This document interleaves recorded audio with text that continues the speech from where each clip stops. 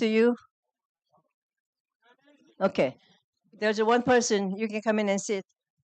Anybody want to come? Lee, come on in. All right. Okay. No more? There's one more seat. Would you like to go and sit? There's ladies and gentlemen. Why? Chair is wet. This was leaking. I didn't know it. Sorry. Okay, Oh. Okay. make sure I'm. Can you all hear me? Excellent. Boy, I'll tell you what, Leisure World does not disappoint. uh, we were trying to figure out how many people were going to show up, and look at y'all. This is really, really something very special for Naval Weapons Station, very special for me. So anyway, I welcome all of you to our open house.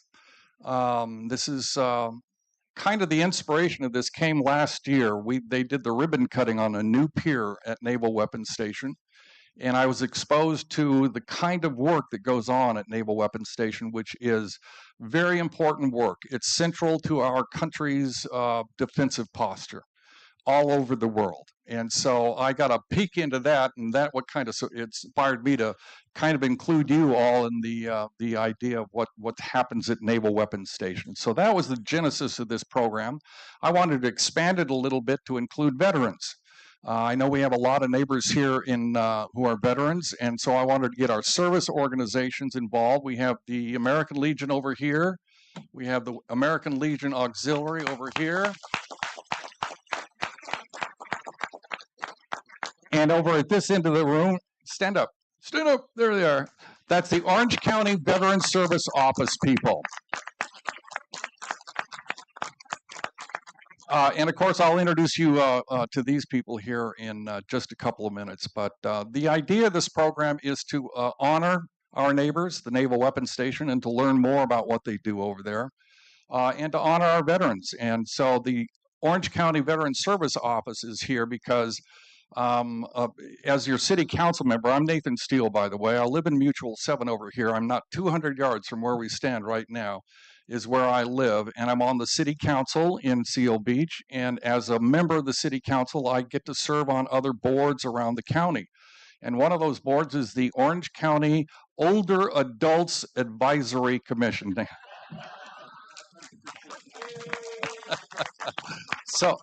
So I'm like they advise to the county supervisors, the board of supervisors in Orange County, and they changed the name from Senior Citizens Advisory Committee, which was SCAC for short, and they changed it to Orange County Older Adults Advisory Commission. So so now we're known as OCOAC. OCOAC. And so anyway, in one of the early committee meetings I had with them, we were visited by a senior guy from the Orange County Veteran Services Office. And he was talking about the work that they do there, right there at county headquarters in Santa Ana is where that's located. They're going like this. So I got that much right. And I was impressed by his presentation. So I wanted to invite them to be here with us today. And the factoid that stuck out in my mind from that particular encounter was that 94% of veterans have no idea what benefits are available to them. So how many veterans do we have here today? Why don't you stand up for us for a second?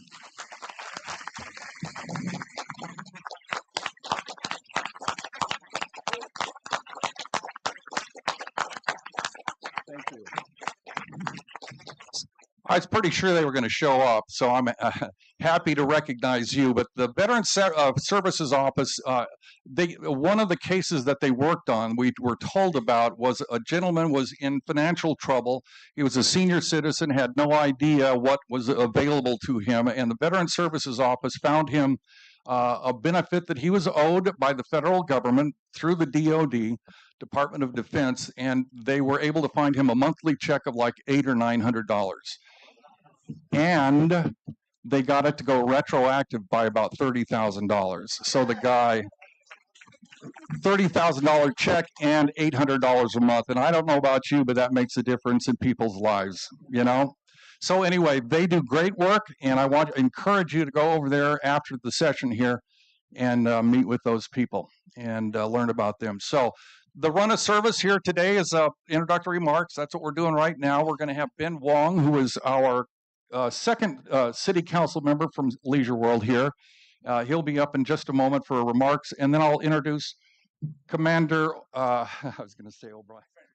No, French. I've got a special introduction for her too, by the way. So anyway, one thing I have noticed in all my travels, I went for like 20 years, never pledging allegiance to the flag. We just didn't have the occasion. You go to church and you don't pledge the flag. It's just, I didn't do that for many, many years. Once I got into office at city council here, we start pledging allegiance to the flag all of the time. All of our Orange County meetings, they start with the Pledge of Allegiance. And I was standing in the Orange County Mosquito Vector, one of the more exciting panels I get to serve on. I know everything about mosquitoes now, just so you know.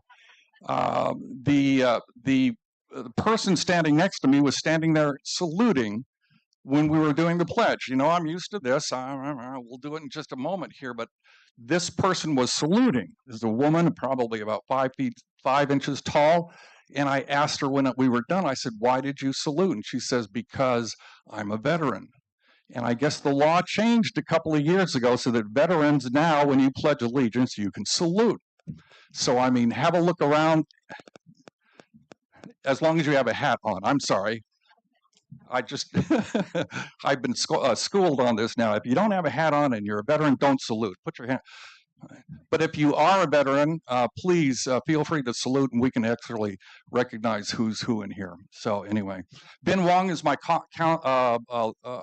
colleague from City Council. He was elected into office last year, and you kind folks voted for him. He's a great servant to the public, and he's doing a great job for us. Ben, can I get you to come up here?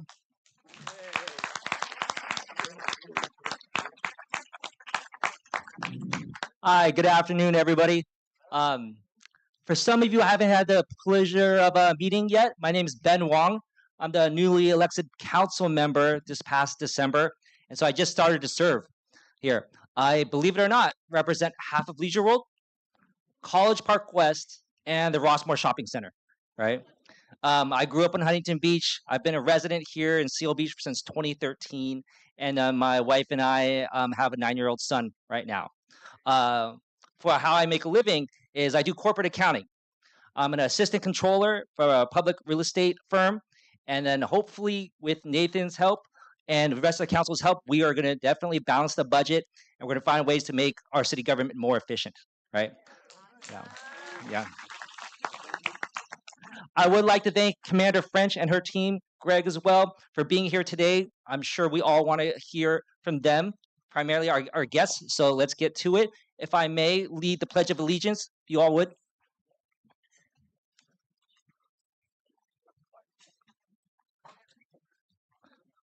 Please repeat after me.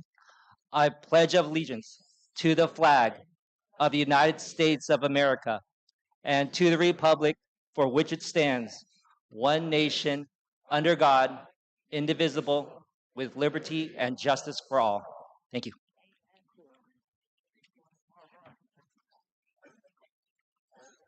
Thank you, Ben. Unlike me, he's got a job, and I'm kind of retired these days, so it's good for him to be here. It's my turn now to introduce to you the main speaker this afternoon. I'm going to read this, if you don't mind, because this is Commander Jamie French. She's the executive officer of Naval Weapons Station. She grew up, get a load of this, she grew up in Los Alamitos. That's true. That's true. She is, let's see, Executive Officer, Naval Weapons Station, Seal Beach. She's originally Los Alamitos, graduated from United States Naval Academy in 2003 with a bachelor's degree in quantitative economics, something we have in common. Yeah. She was, I'm not sure what MH-60R stands for, but it's apparently a Seahawk helicopter pilot. She served in a variety of aviation and shore positions. you should hold your applause to the end because we're going to be clapping. Just kidding. It's an impressive resume. They had to shorten it for us this afternoon too.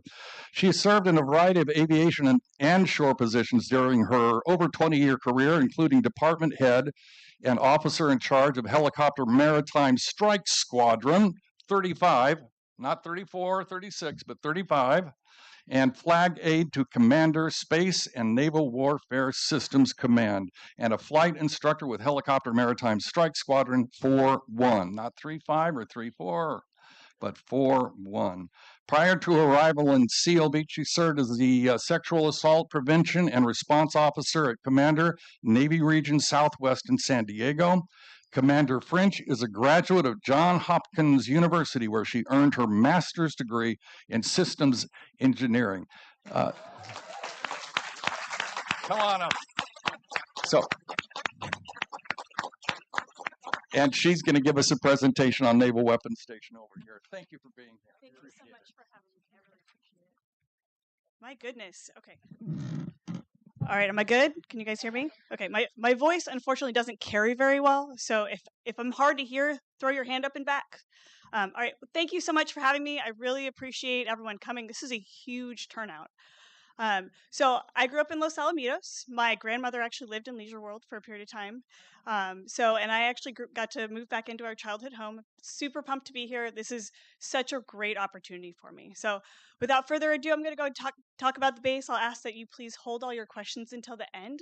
There'll be a question and answer period. Thank you. There'll be a question and answer period at the end of that. Okay. So if you have any questions, go ahead and write them down, and then I can address them at the end. Okay. Also with me is our public affairs officer, Greg Smith. He is outstanding, been in the job for quite a bit, and so he's here to help me out if I don't know any of your answers. So. Hi, everybody. Okay. All right. So starting out, we're going to talk a little bit about big picture, and then we're going to get a little bit more into what we actually do at the base. But super motivating picture of the Navy. So helicopter pilot, primarily anti-surface, anti-submarine platform. So what that means, we'll launch off the smaller ships, cruisers, destroyers, LCS type ships. We go out, we have a radar, and so we go out and get a good picture about who's out there, what they're doing, what kind of ships they are, and what countries they represent.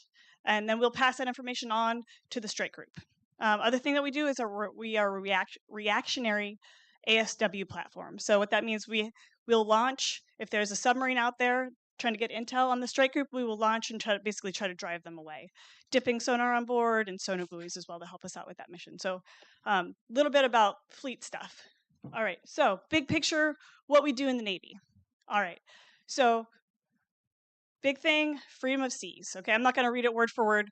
Freedom of the seas. What that means, your Amazon packages that are delivered, those 70% of all that stuff comes via ocean, right, on those cargo ships. So we're out there making sure there's freedom of navigation, and we're also out there deterring aggression. Those are our big pieces, okay? So when we look at the Navy, and the other piece of that is the internal comms lines, right? So all of your internet on the seafloor. And so we're out there making sure those assets are safe. Okay, so zooming in to what we do more at the base, right? So we work for Pacific Fleet. So this is a Pacific Fleet area of responsibility. And so there's several ships that are actually deployed right now. So the George Washington's out there, the Carl Vincent's out there, and the America's out there, which is a Marine Corps aircraft carrier. Hold it closer. Okay. Is that better? Okay. All right, so out there we have the George Washington and the Carl Vinson, and those are both in your Korea and China-Taiwan area, right? So, and then we have the USS America, which is an amphibious assault ship. So those are your helicopter-type aircraft carriers, and so those are usually Marines. They have V-22s and the Joint Strike Fighter on board, and about 2,000 Marines as well. So also, we cover the Persian Gulf and the Pacific Fleet AOR, and so the Truman's out there right now. So to make this all work, right, so we have a ship that's out there, we have like specific presence, so, and that presence must be continuous. And so to make that work, we have a ship that's out there, you have a ship that's transiting out there, you have a ship that's in the training cycle, and then you have a ship that's getting maintenance done. So it takes 4 ships to kind of make that whole process work. So the other piece that makes that work is our shore infrastructure, and that's where Seal Beach comes in. Okay, here's Seal Beach. This is our command building, and it's a beautiful base, 5,000 acres, a little bit over that actually. And it's an amazing base. It's a pretty cool mission. So here's our mission. It's a bit of a mouthful. Ultimately, what it comes down to is we get ordnance on ships, and those ships get underway and get out to sea and go to those different Pacific Fleet AOR areas. Okay, so we have Seal Beach, right? Like I said, 5,000 acres, it's right here. But also part of the installation is Fallbrook. So that's 8,000 acres on the back side of Camp Pendleton, mostly magazines. And Detachment Fallbrook is really focused on getting vertical replenishment. And so what that is helicopters moving ordnance from shore to the ship.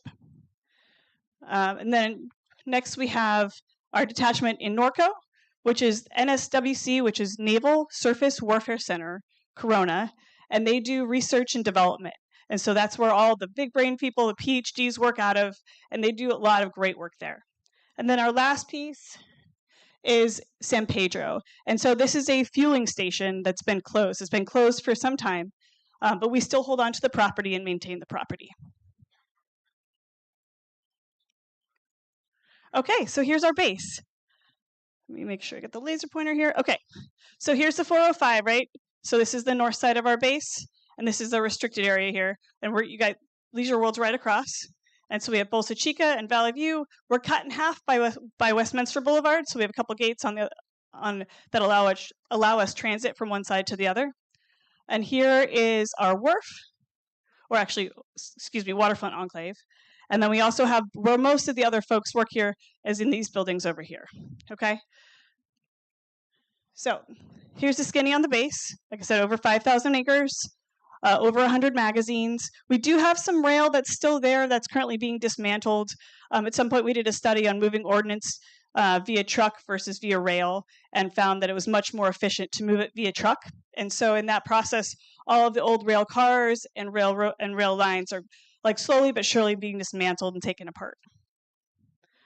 And then our last economic impact statement was FY17. And then I think probably something to think about is we don't have a huge military footprint, right? 225, but we do have quite a few civilians that work on board. And that team is what kind of gets things done at Seal Beach. They're the ones that get all the ordnance onto the ships. It's a cool picture, next one. Okay, so this is a air defense missile. And so the person that's working there works for Naval Surface Warfare Port Hueneme Division.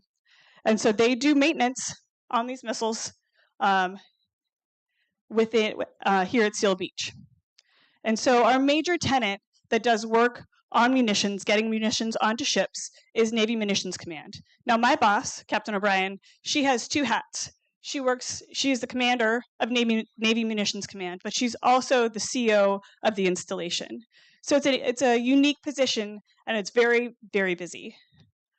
So the Munitions Command folks, we call them NMC, but the Munitions Command folks, they're the ones that actually do all the storage, the pier side loading, all the crane operations, and the maintenance on the Navy systems. Okay, so this is a canister getting loaded on to a DDG on our new pier. And so this is basically what happens with how we get ordnance on. And so when do ships come to Seal Beach? Usually before and after deployment. So every time you go on deployment, you don't take the same ordnance load out. So it changes depending on where you go. And so that ship may come back several times depending on what they're doing and what kind of operations they're conducting, right? So usually before and after deployment, when you go in and out of the shipyard for ship maintenance, you have to offload all the ordnance and you have to get it back on. What we have on the base: missiles, torpedoes, countermeasures, and gun ammo of pretty much any size. What we maintain on base are air defense missiles, lightweight torpedoes, and exercise mines. So $2 billion plus of worth of what we have in ordnance on the base. And then we have 40 ships plus. So that's that's a historic number, but that number actually is increasing every year. So we have our new pier, so that allows us to do not just one ship, but 2 ships at a time. And so those numbers are going to probably steadily increase over time. We're just kind of getting settled into how dual ship operations work and how frequently they're going to happen. And the other thing is we're going to be able to have big depth amphibious ships, which is those Marine Corps aircraft carriers. They'll be able to come in and get their ordnance as well. Okay, so these are our magazines. Talk a little bit about explosive safety. Okay, so all of our munitions that are on the base are insensitive munitions. So what does that mean? They are designed in a manner that if they're dropped, if there's a fire, if they're submerged, they don't ignite. And so they're all designed that way. And so that's been a change over time, right? But that has all munitions that are manufactured now, they're all insensitive. The other big thing, processes and personnel. We have an entire staff of explosives safety folks. And they're there to make sure that our operations, when we're moving ordnance from the magazines to the trucks to the ships, it's all done safely. But they're also there to make sure that when we're building new buildings, when we're putting ordnance in holding yards, that it's all done correctly and that those things are that all the proper safeties are in place. And then the last piece is the design elements, right? So our magazines are, again, designed the way they are to withstand the ordnance that they hold. Okay, and then we also, on top of that, there's buffer zones built in. And all those buffer zones are on the base. They all remain within the base. And so what they do is that just allows for basically a cushion factor. Should something happen that as long as you're outside of those buffer zones, which are, by the way, well, like the base, the fence line is well outside of that. So they're designed to give that extra space. Does that make sense? All right. Okay, this is the super cool part. Environmental stewardship. We are the only installation that has a wildlife refuge on board. And it's really, really neat. So I think it's about 1,000 acres, Greg, do I have that right? Of the installation is our refuge. And so because of that, we have a relationship with Fish and Wildlife. There's an office there. When it's filled, which unfortunately the position is gapped right now, when it's filled, we have a Fish and Wildlife refuge manager there on the base helping us out with the refuge. And so what they're doing is they're making sure that everything is working out with the refuge, that we're basically all the environmental stewardship things that we should be doing, we're doing. But it's a great relationship, and it's one that's worked really, really well. Oh, the other thing is the agricultural outlease. Yep, that's also part of our environmental stewardship. So on the north side of the base, right, you can see as you drive on the 405, there's a bunch of fields there, right? We have a farmer that comes in, and that's actually twofold. So we benefit from it in that they keep those fields cleared for us. Otherwise, we would have to mow them. But they also get to use that area to plant with various crops, strawberries, carrots, which is also really cool because you can see you can kind of see the trucks coming and going with those crops. Okay, support to the community. This was taken in 2019 when we had a ship visit. Hopefully, we'll be able to get another ship visit relatively soon. But things that we do with the community. So we are the second largest employer in the city, beat out by Boeing, which makes sense. But Boeing is number one. Yep. Our federal fire department. So we have a mutual aid agreement with Orange County Fire, and our federal fire department is allowed to respond. They can respond to events that are within a specific radius of the base. And I do believe they actually, Leisure World is within that radius, and so they can respond to calls here. And we had several life-saving events and calls that they've made. And let's see, what's the average, Greg, per month, per year? So I think it's over, the base fire department's made over 400 calls into the civilian community in 2024.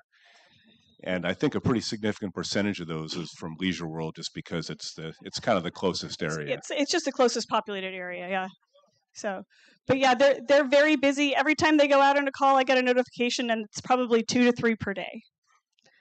And then on top of that, our sailors and Marines that are on board, everyone does community service, and so that's a big part of what we do. McGaw Red Ribbon Week, the parade, the Huntington Beach Boat Show. There's several things that our folks do inside, like for the installation, but also on their own time through their churches and other things like that.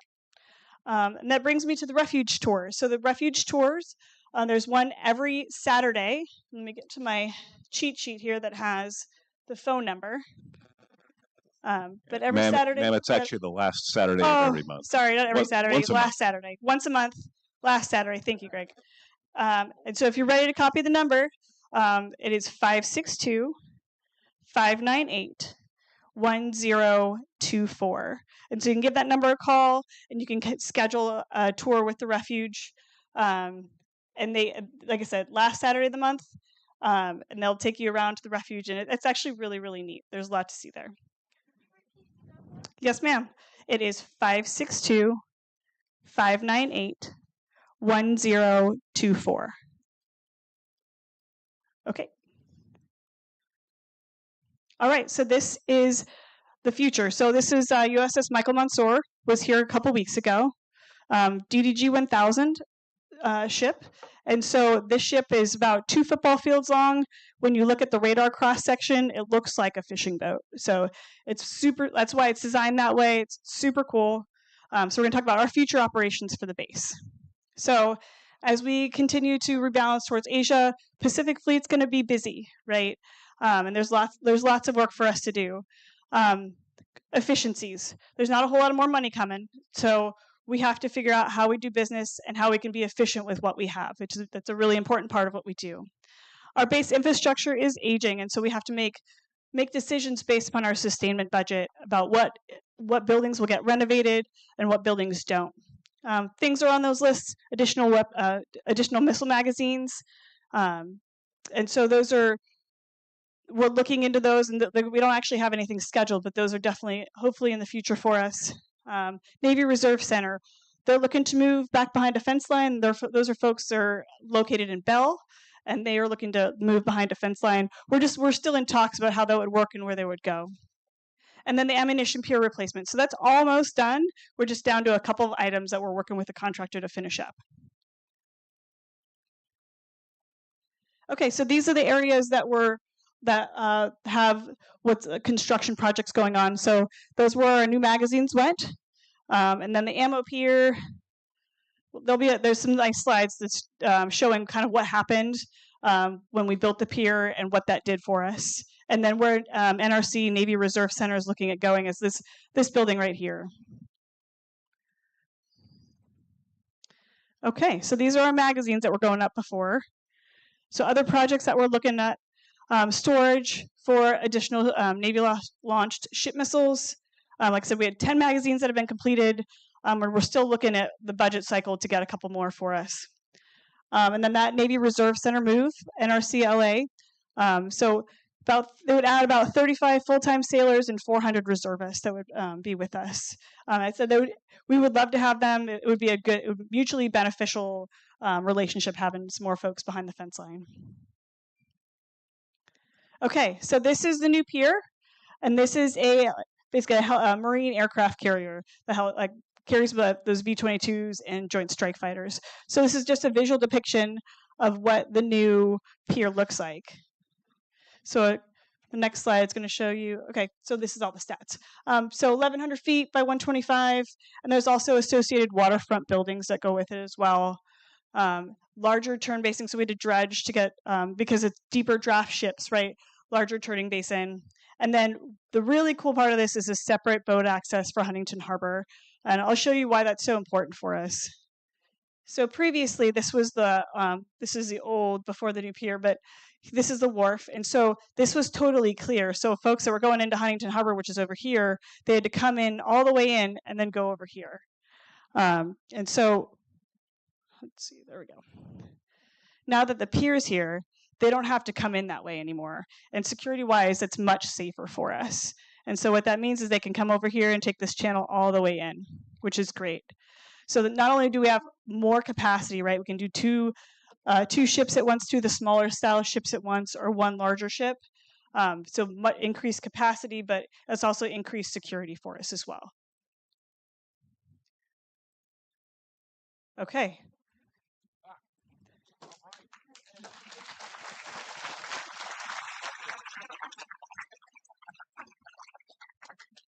can't sit down yet. Don't.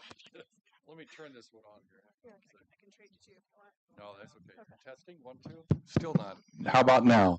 Hello. Anna was coming to save me there. Thank you very much. We're going to do some Q&A right now, and so I need some people to. I see you, sir, and I see you over here. We need people with can carry around the microphone. Jen is here, and Anna. The solar project.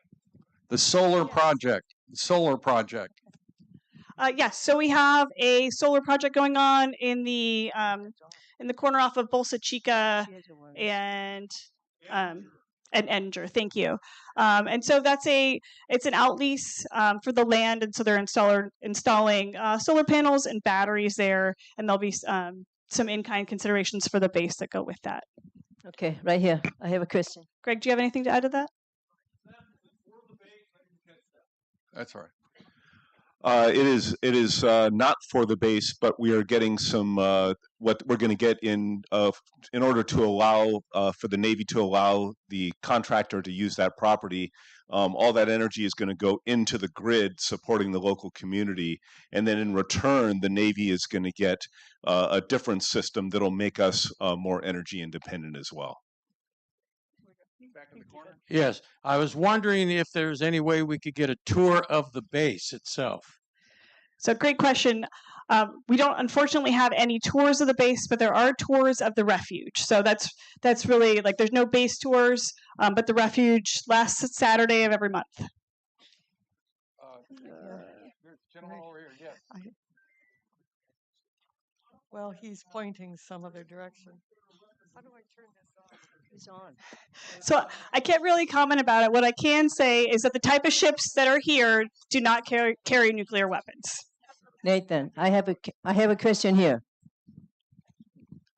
Do you deal with submarines, or do you plan to? So we don't generally deal with submarines. That's a great question.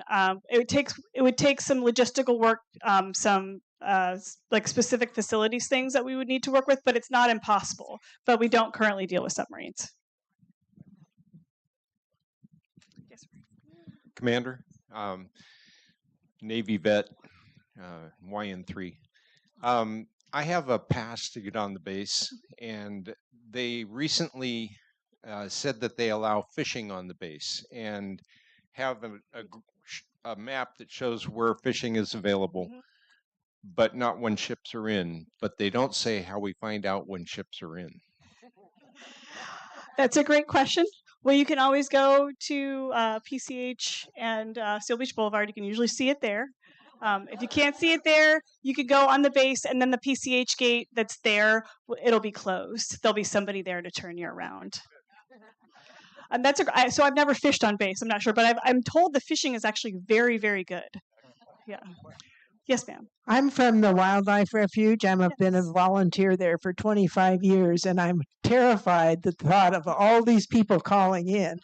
So I need to clarify that the tour is only the last Saturday of the month, 11 months of the year. We don't do it in December because we're all out counting birds. And it's limited to probably 30 people. And we've already booked up the next 2 or 3 months. Okay, So if you go. call, you'll be on a waiting list or told a date in the future. And the fact that we don't have an on-site refuge manager now is making it much more difficult because we have to bring people from other places on to make it possible. But it's a wonderful experience, and if you do get on the list, it would really be neat for you to come. Yeah. Well, thank you so much. I appreciate the clarification. Okay. And it really is like very happy to have Friends of the Refuge. I have it here. Good morning. My name is Danny Taylor. I was in the Army Airborne Paratroopers under NATO.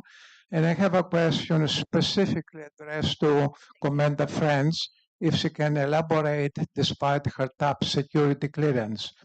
My question is this: in case we have a conflict as we have with Iran and your station will be involved, would that affect our safety for LISA world? That is, we'll be able at least breathe and at least walk through the main street on Westminster passing through, or everything will be enclosed and covered, and we will suffer the results of the war in Iran, as I believe will be imminent and very active. Commander? So thank you for your question. So if there is a conflict of any kind, we may see more ships, right? But we're not going to see any part of the installation that's not part of the installation closed. Yes, ma'am. When did this station open? 1944. So we've been That's open what for I about thought. 80 years. Yeah. I was born in 43. Oh, very cool. Yeah. We used to, my brother was in the Navy, and we'd drive down that street to go to San Diego Mhm. to go pick him up when he came in. So Oh, that's awesome. Hello, Commander. Oh, sorry. Yeah, could you tell us how long ships stay in port while you do your work, and then how many sailors are on one of your Yeah, ships? great question. So it generally takes about a week. So ships usually come in around Monday and they leave on Friday. That's the general battle rhythm of it. And the size of the ship depends, but usually it's around 200, 250. Now, if we're talking the big deck kind of marine aircraft carriers, those are going to be more like 1,000 people. So, Back over there. yes, ma'am.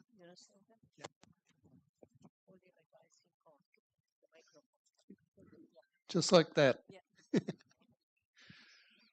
Commander, I've been told that there is a retired affairs office located in building 22, wherever that is, room 2, and it's open during the week.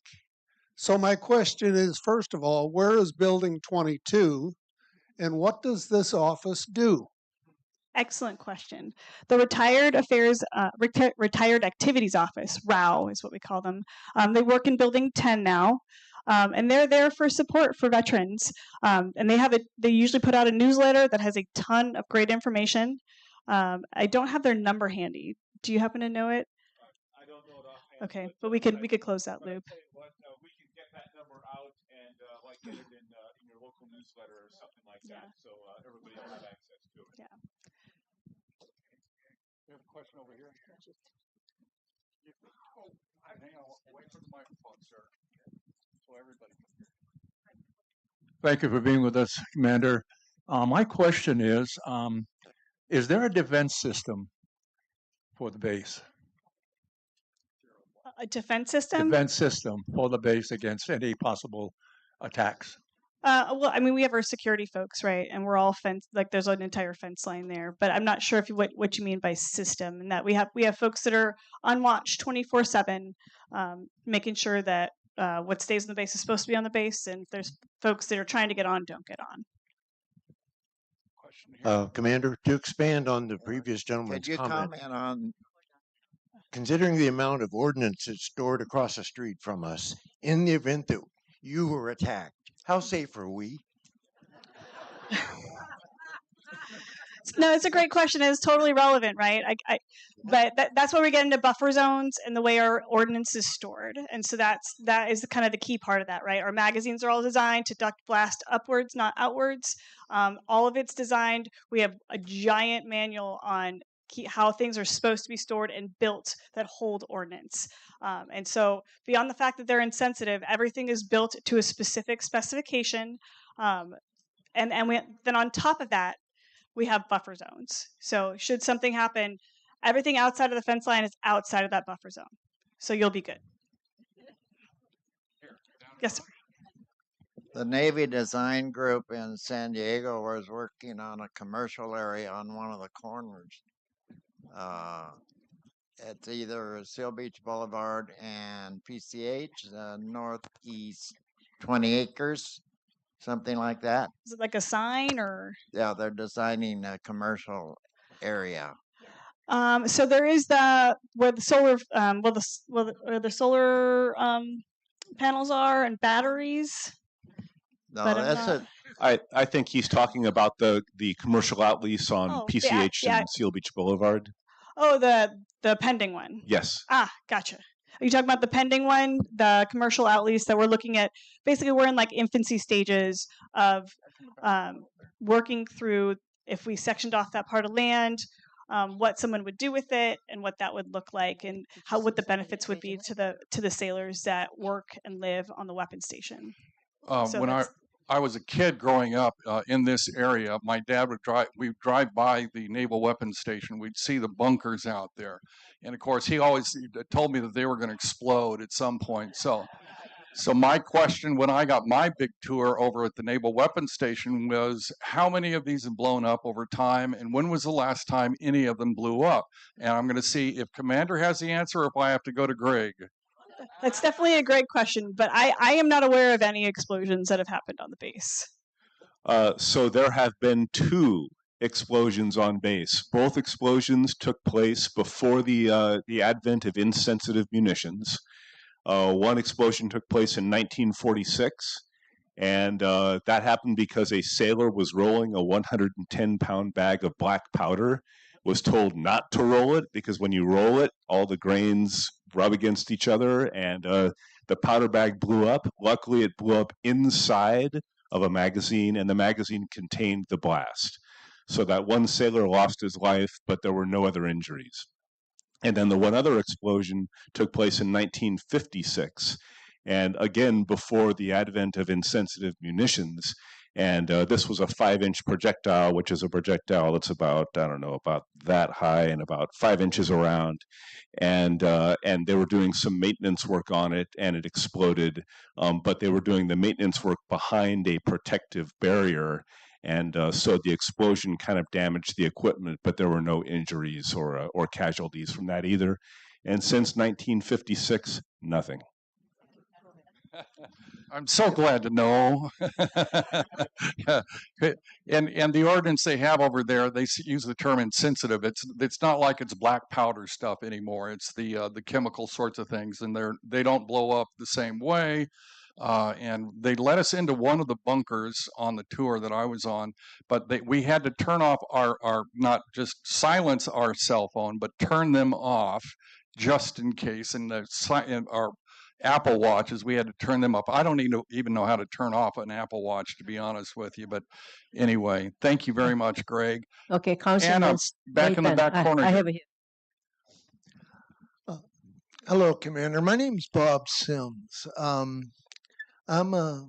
My father and his 4 brothers were all retired U.S. naval officers. Go back long history, including first dean of the Naval War College. I was basically raised on Los Alamitos, it's Joint Forces Station now. Are there any amenities available to the dependents of retired naval personnel? So that's a great question. So it's really like you have to make sure that you have ability to access the base. So if you have ability to access the base, we have a gym that's open 24/7. We have a Navy Exchange that's open roughly 08 to 1600. And that's really about it, unless I'm missing something, Greg. We do. We have a fantastic RV park. We really do. We also have a beach too, where you can't go in the water, but you can go hang out on the beach with a really nice beach house if the waterfront enclave is open. And fishing. Hang on a second. I've got a question over here from a Vietnam veteran. Sir, can you stand up, please? Thank you. Commander, does the future Navy, such as aircraft carriers, ever going to carry drones? That's a great question. I actually do believe that some of those aircraft carriers and other ships do carry drones. I'm not sure where it fits into the battle order, but there are some out there. Do you still have a microphone over there? Go ahead. How many service people are under your command on the base? So as far as the installation go, we have about 250 total for the base.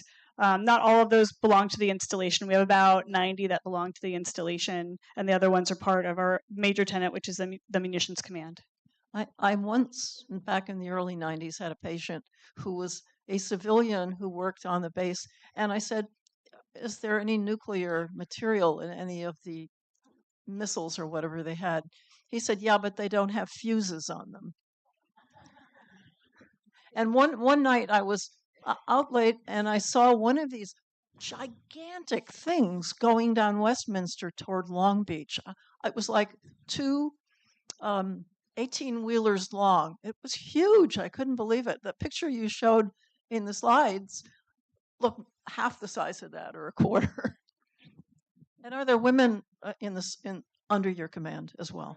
Yes, absolutely. There's I'm not sure percentage wise, but usually we average about 20% for women. Yes, ma'am. Commander, I'm Carolyn Van Alst, president of the American Legion Auxiliary here in Leisure World. And we exist to help active military veterans and their families. As such, we like to do parties, especially for children around the holidays. Do you have a need for that? Could we help you in some way and assist when you're having a party by bringing gifts and or snacks? Would love to get you together with our N9, Miss Ramona Pagel, and they do a children's Christmas party every year for active duty service members, and so that's the avenue she can actually reach out to you, or if we can get a point of contact, absolutely. Her name is Ramona Pagel, and she's our N9. She's our quality of life director. Anna has a question over there. Do you have a restaurant that's open to the public? So as long as you have base access, we have a couple of food options on base. We have a Take 5. We have a restaurant at the golf course that's open to the public. But the golf course folks come on base, and Tuesday, Wednesdays, and Thursdays at lunchtime. Then we also have our community rec facility, which we call like High Tide Cafe, which has like smoothies and kind of quick eats, and that's open generally like 8 to 8 somewhere in that time frame. And the last one we have is Barney's Beach House, which has their opening today. And if there's no ship in port, you can go down to the beach at Barney's, which is on obviously the installation side of the fence line, and they serve food and beverages there as well. Commander, do you have a facility for ID renewal? I wish we did. I wish you did, too. Unfortunately, we don't. We have to rely on Los Alamitos. Okay, for thank that, you. yeah. That side over there. Yeah, I'd just like to thank you for the work that your people do there, and we're very glad that you are here. Thank you. Thank you very much.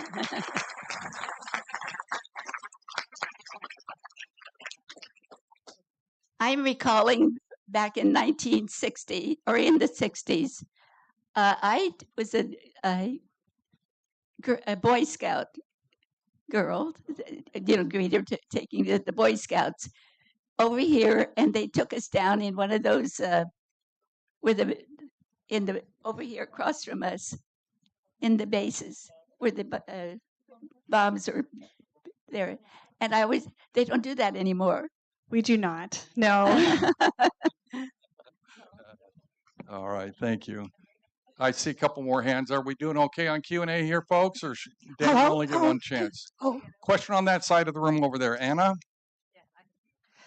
only 2 explosions were mentioned, but if I remember correctly, children used to climb a wood fence, go over into the station, and a few were hurt because of weapons being activated. Like, I think maybe, I don't know if anybody was ever killed, but I'm sure some limbs were lost. Yeah. Yeah. Yeah. So yeah, I'm unaware of anything of any of those events. Sorry. Yeah. Curious, where does all the ordnance come from?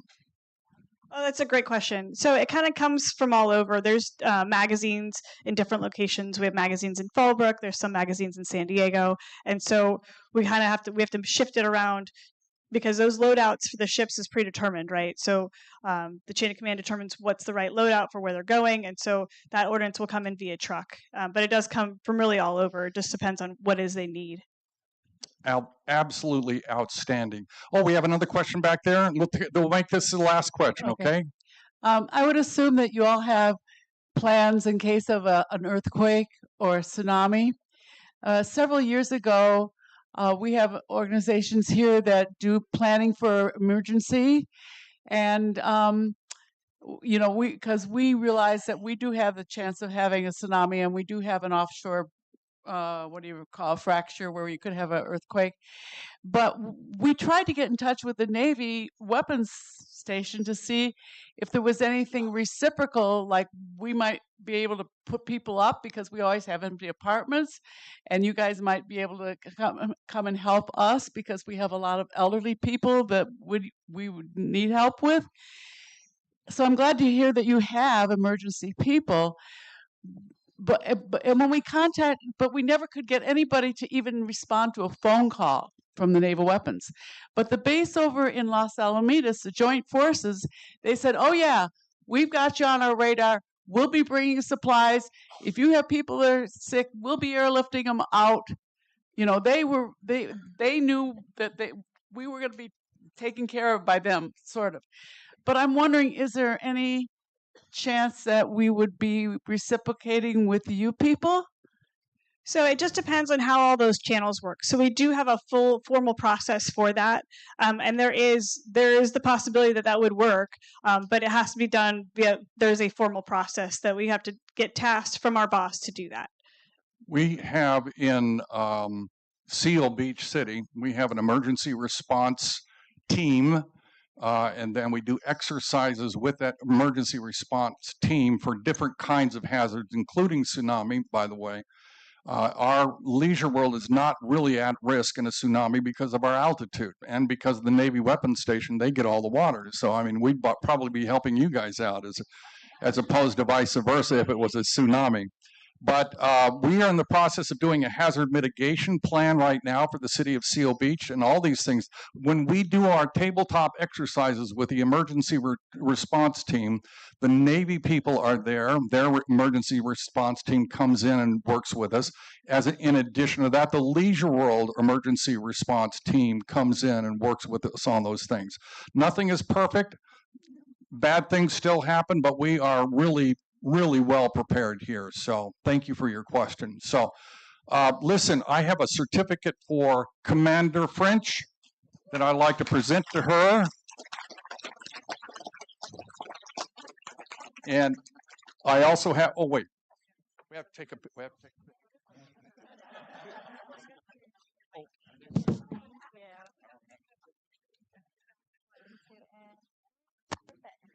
Anna, come over here. We also have a certificate for Anna Derby, because none of this would be possible today without the Golden Age Foundation. And she, in case you don't know Anna, she is an absolute trooper throughout Leisure World, and she's always doing stuff, and she was instrumental in getting this done. This certificate is for you. Thank you. Thank you, Anna. Come over here.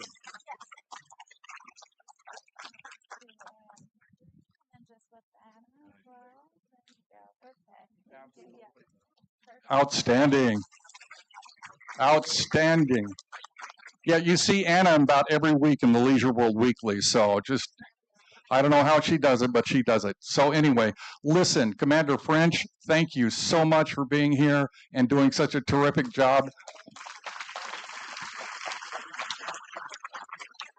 And thanks to all of you for being here. I knew Leisure World would not disappoint, and you did not.